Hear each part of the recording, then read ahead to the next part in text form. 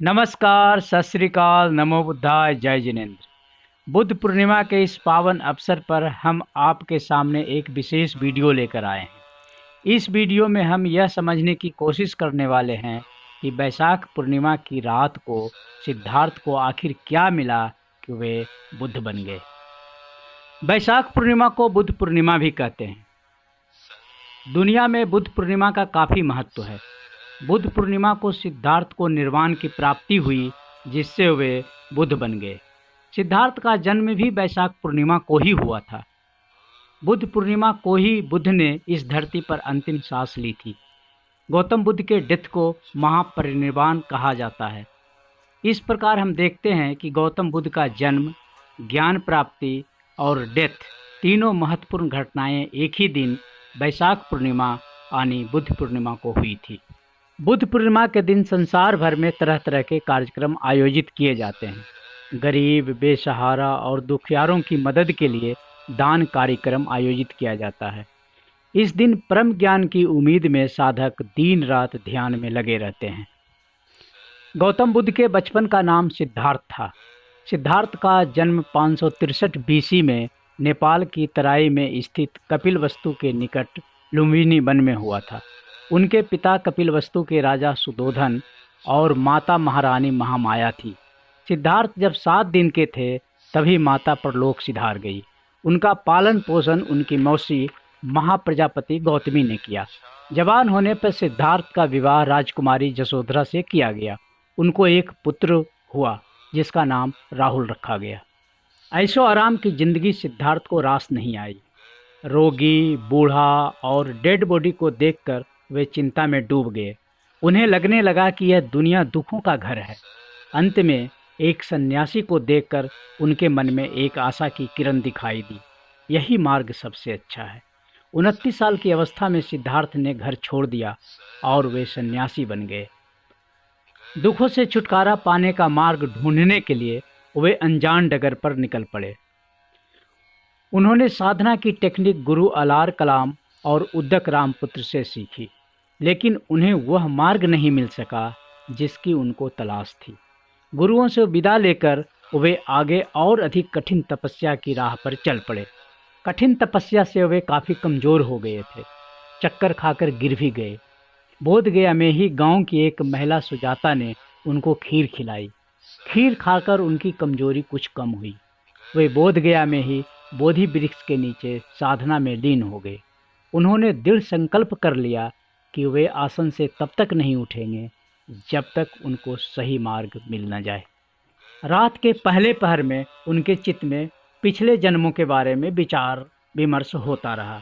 रात के दूसरे पहर में पूर्व जन्मों और इस जन्म में किए गए कर्म और कर्म फल के बारे में विचार मंथन हुआ।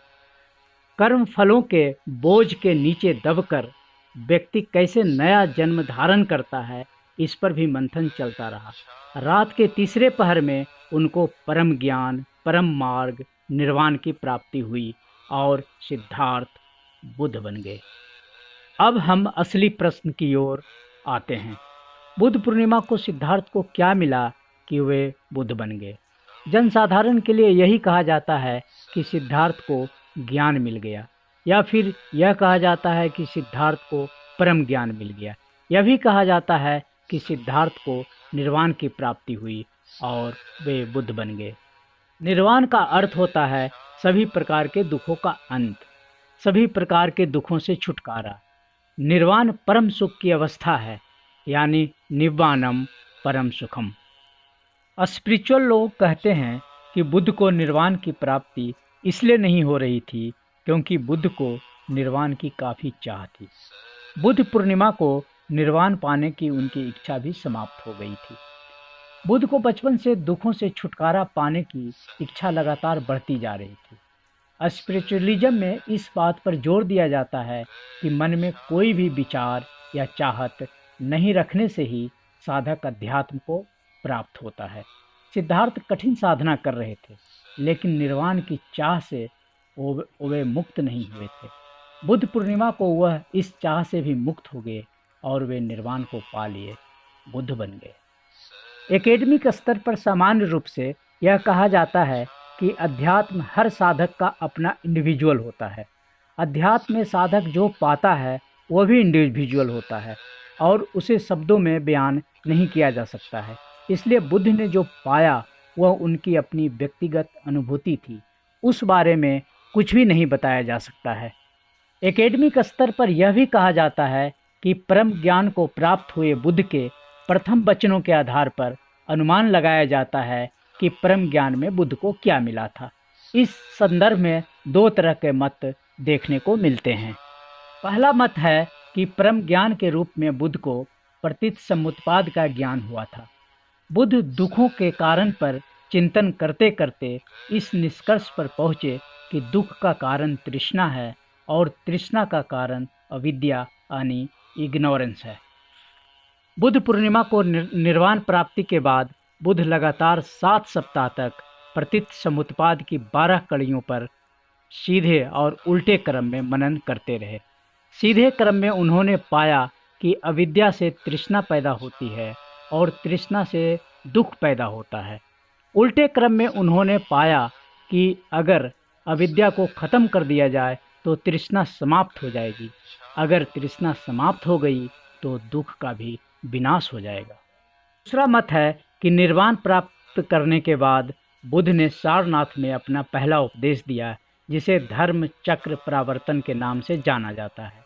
अपने पहले उपदेश में बुद्ध ने कहा कि इस परिवर्तनशील दुनिया में 4 ही सत्य हैं। बुद्ध ने कहा कि पहला सत्य है कि संसार दुखमय है, दूसरा सत्य है कि इस दुख का कारण तृष्णा है, तीसरा सत्य है कि दुख का अंत किया जा सकता है और चौथा सत्य है कि दुख का अंत करने का एक मार्ग है जिसकी खोज बुद्ध ने की है। इस मार्ग का नाम ही अष्टांगिक मार्ग है। शील, समाधि और प्रज्ञा पर आधारित इस अष्टांगिक मार्ग में 8 कड़ियाँ हैं, जिन पर सिलसिलेवार चलकर साधक निर्वाण को प्राप्त कर सकता है और दुखों का अंत कर सकता है। हमारा हौसला बढ़ाने के लिए आप इसे सब्सक्राइब, लाइक और अपने दोस्तों के साथ शेयर करना ना भूलें। Thank you.